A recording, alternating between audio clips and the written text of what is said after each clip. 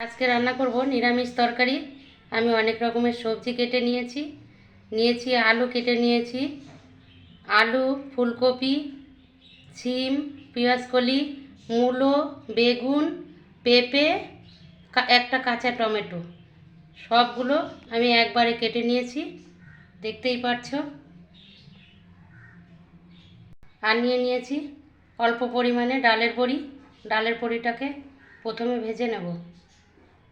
ডালের বড়ি ভেজে নিচ্ছি, একটু লাল লাল করে ভাজবো।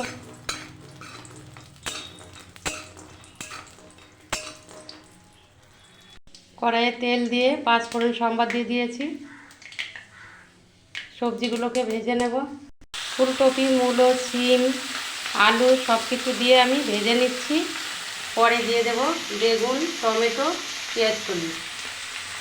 লবণ আর হলুদ অল্প পরিমাণে দিয়েছি। ভালো করে ভেজে নেব সবজিগুলোকে।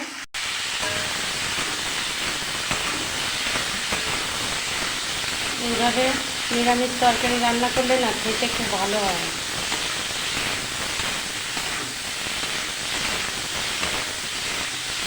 একটু ভালো করে ভেজে নেব।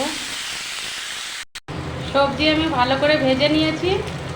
দিয়ে দেবো এবার পেঁয়াজকলি, টমেটো, কাঁচা টমেটো আর বেগুন। সব সবজি আমি আর কিছুক্ষণ ভেজে নেব।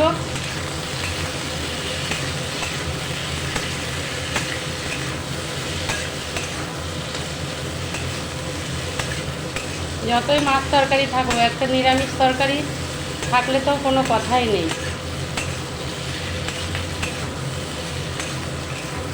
কিছুক্ষণ আমি ভেজে নেব। সবজি ভালো করে ভেজে নিয়েছি।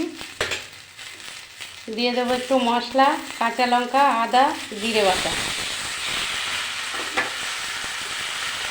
ভালো করে একটু কষিয়ে নেব।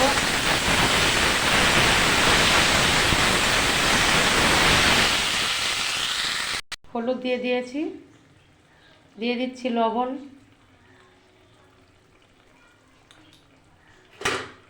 একটু নাড়াচাড়া দিয়ে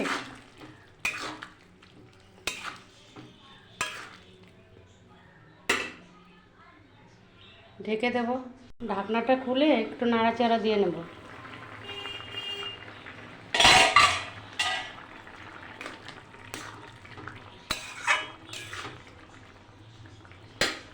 আর কিছুক্ষণ জাল দিয়ে নেব।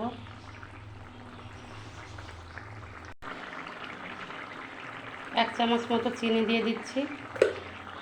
ভেজে রাখা ডালের বড়ি দিয়ে দিচ্ছি। নিরামিষ তরকারি হয়ে গেছে। দিয়ে দিয়েছি ধনিয়া পাতা। একটা পাত্রের মধ্যে আমি তুলে নেব।